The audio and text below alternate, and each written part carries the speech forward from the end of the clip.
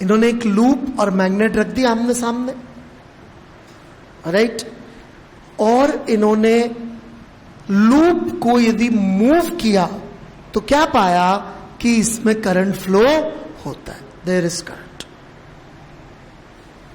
फिर इन्होंने क्या ऑब्जर्व किया कि यदि लूप को सामने रख दे मैग्नेट के, पर अब की बार लूप को नहीं मैग्नेट को मूव करे तो भी करंट फ्लो होता है, which was very obvious after this.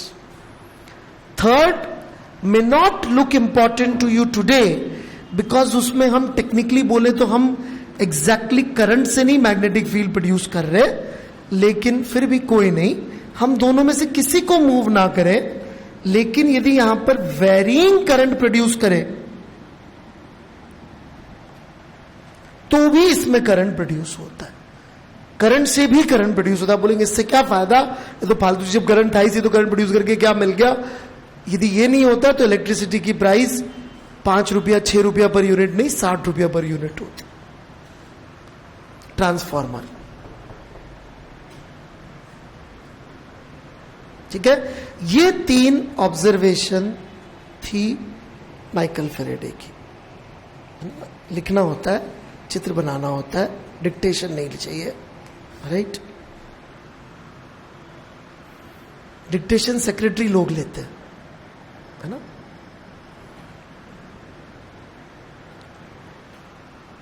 तीनों में से सबसे इंटरेस्टिंग चीज यह है कि जितनी फिजिक्स हमें आज आती है उसके बेसिस पे हम इनमें से एक एक्सप्लेन कर सकते हैं, पहला वाला, लेकिन ये बाकी के 2 एक्सप्लेन करने के लिए हमको थोड़ी सी नई फिजिक्स सीखनी पड़ेगी, राइट। इसकी एक्सप्लेनेशन हम लोग आज जितनी फिजिक्स पढ़ी है उसके बेसिस पे भी दे सकते हैं, और उसको बेसिकली बोलते हैं मोशनल ईएमएफ। उसके बेसिस पे ये एक्सप्लेन हो जाएगा, लेकिन ये 2 एक्सप्लेन नहीं हो पाएंगे।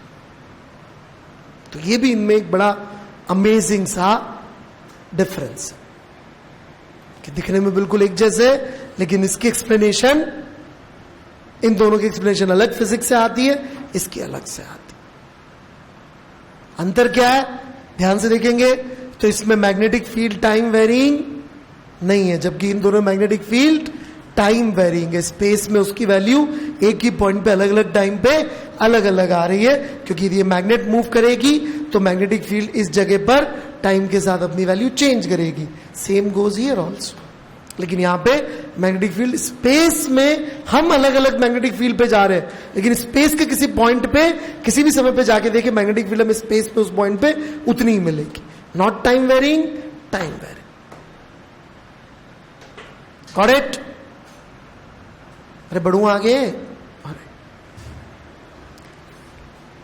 माइकल फैराडे ने अपनी ऑब्जर्वेशन के बेसिस पे जो लॉ दिया वो मैं यहां पे लिख रहा हूं, राइट। उनका लॉ ये था कि induced EMF is minus d by d t of integral B dot d ए।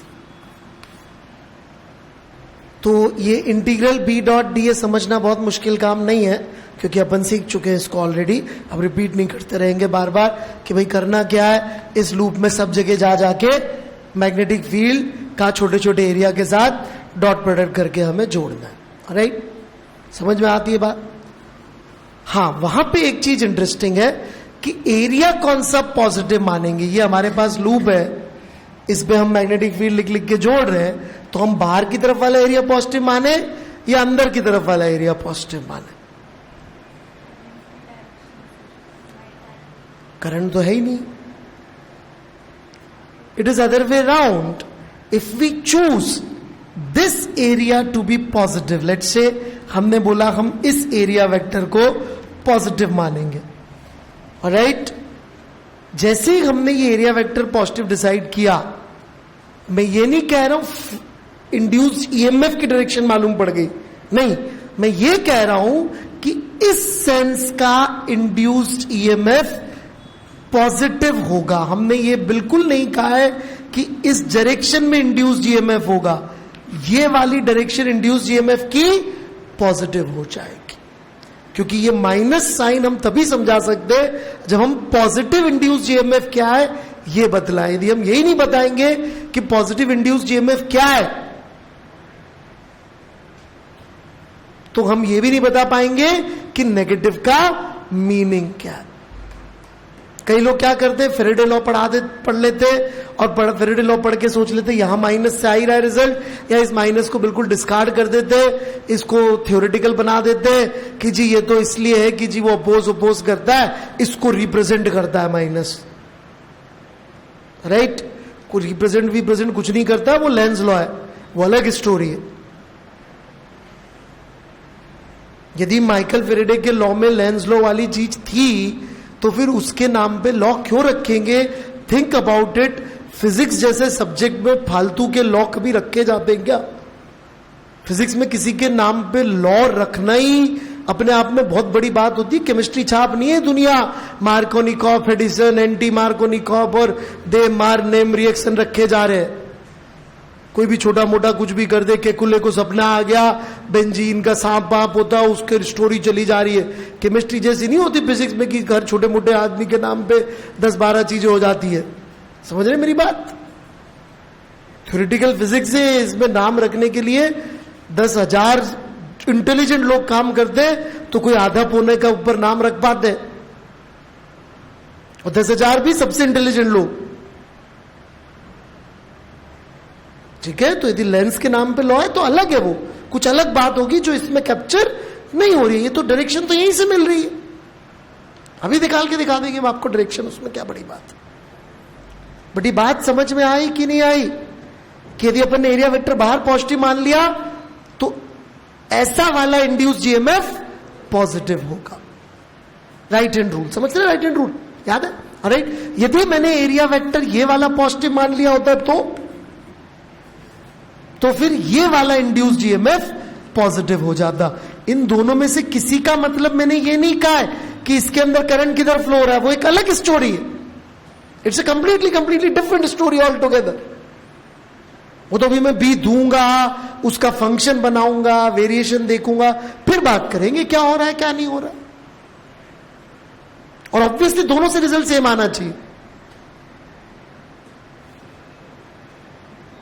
समझ में आ रही है मेरी बात? राइट। चूंकि फिजिक्स के लॉ है इसलिए मैं ईमानदारी से पढ़ाता हूं, इनमें बेईमानी नहीं करता मैं, क्योंकि लॉ के बेसिस पे कुछ भी घुमाया जा सकता है। राइट। लॉ को जितना प्योरली और तमीज से सीखेंगे उतना फायदे में रहेंगे। मैकेनिक्स में मैंने न्यूटन्स लॉ तमीज से पढ़ा है, उसका आपको मुझे नहीं लगता कोई नुकसान हुआ होगा, आपको क्लियर ही लगा होगा कि यार ठीक है न्यूटन्स लॉ ढंग से सीख लिए तो अपन को रेफरेंस फ्रेम का तकलीफ खत्म हो गया परमानेंटली। राइट। तो लॉ के साथ बदतमीजी नहीं करनी चाहिए।